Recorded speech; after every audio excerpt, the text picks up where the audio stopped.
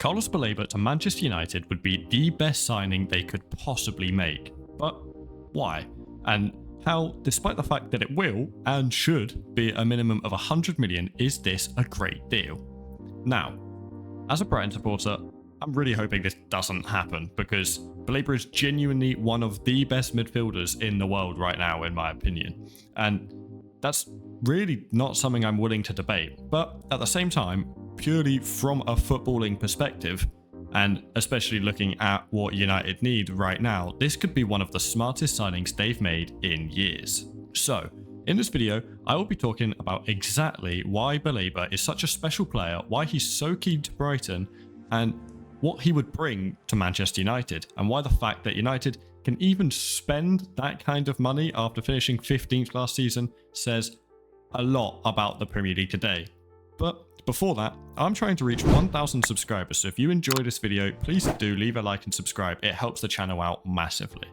Anyway, let's start with the basics. Who exactly is Carlos Baleba? Well, Baleba is a young midfielder from Cameroon currently playing for Brighton and Hove Albion. He broke into the first team relatively recently, but he's already had such a huge impact.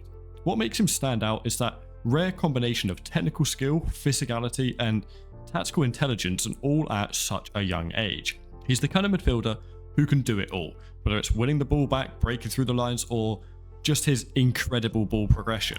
And that's exactly why so many clubs, including Manchester United, are interested in him, but also why he won't be cheap at all. At Brighton, he's been nothing short of brilliant. He's been our best player by some distance and is one of the best players to ever wear the shirt. He covers huge distances, presses relentlessly, and always looks to drive the team forward. He's a complete midfielder who brings both balance to defense and attack. He is basically a Moises Caicedo regen, just a bit more attacking, and if Caicedo left Brighton for 115 million, Baleba should absolutely be in the same region, if not more. He's almost exactly what Manchester United need. He's press resistant and would be genuinely game changing in letting United play out from the back. Quite often in the Premier League, teams struggle to play out when under pressure, and Baleba completely changes that dynamic. His agility and quick feet combined with his physical strength means that he can keep possession where others might panic, and you would be very surprised to see how quick this guy actually is.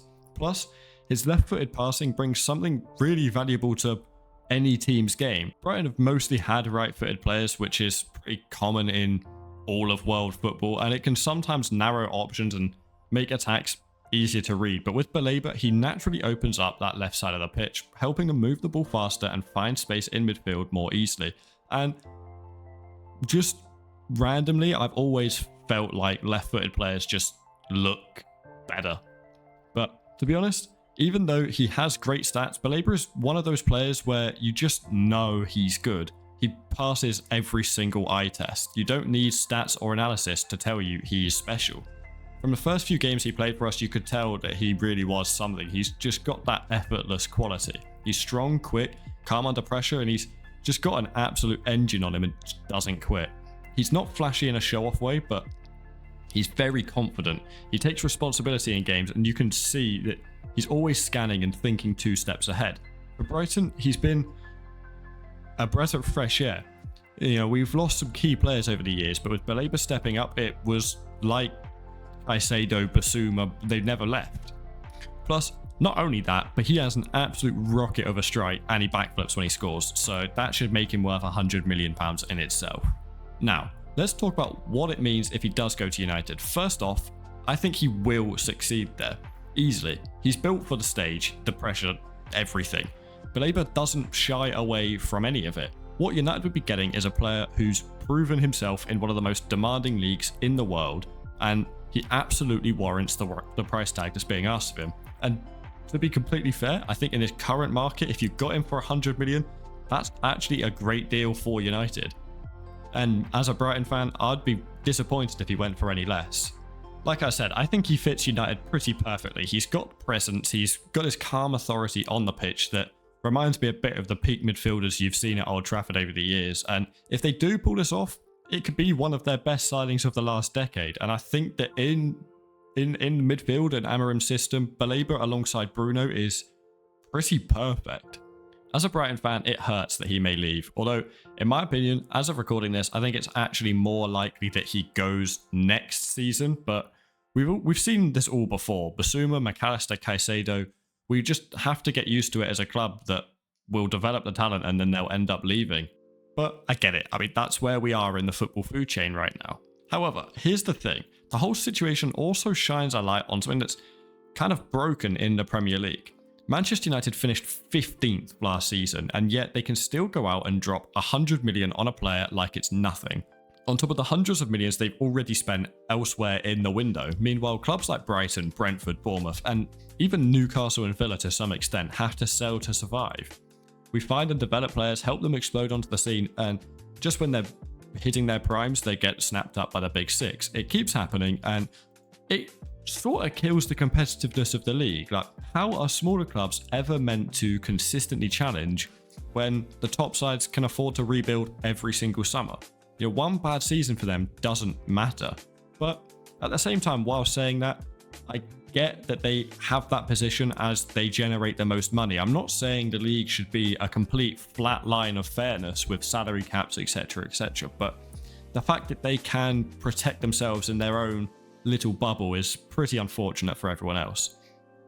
I mean, we've seen teams break into that before, like when Leicester won the league, but at the end of the day, the big six are just above the rest of the teams in the league on and off the pitch, whether they finish 15th or not. They just have the pedigree to take pretty much whoever they want, and no one else can compete with that. I mean, Leicester are now back in the Championship. It's not even just about money in particular, it's just the pull. Players will always be tempted by the history and along with the wages and the Champions League nights, and I don't blame them. But as a fan of a club that's got to compete against that, it is frustrating to feel like your ceiling is always just being someone else's stepping stone. But yeah, like I said, the fact that Manchester United, after a hugely disappointing 15th place finish, can come back into the transfer market with intent and the financial muscle to spend £100 million on a rival, well, I guess a Premier League rival's best player, kind of tells you a lot about the Premier League and United's global pull. It shows how much influence and appeal the club still has despite recent struggles on the pitch, and players like Baleba see United as not just a football team, but as a platform to further their career and be on the biggest stage. From a competitive standpoint, this also means the gap between the very top clubs and the rest is huge. United's ability to outspend even after a poor season shows the just gulf and intense pressure on other clubs to keep up. You know, because regardless of how well Brighton do in the league, we simply won't get to a stage where we can compete with the wages United can offer. And at the end of the day, money is a huge part, if not the biggest part, in why a player would leave. And why wouldn't it be? They don't have any personal love for the clubs. They didn't grow up as a Brighton fan. And would you leave your job to go elsewhere for more money? I mean, you would. So yeah, that's kind of how I feel about it all. Carlos Baleba is a serious player. Losing him would be a massive loss to Brighton, but to be fair, I'm sure we would replace him well. I mean, Malik Yalkoure already looks like he could be that one to take over already, and he's already at the club. And United could be back to competing at the very top soon if they continue doing signings like these. And if you enjoyed this video, let me know in the comments below and tell me if you think Baleba will thrive at United, if he even goes there. And with that, fade to black.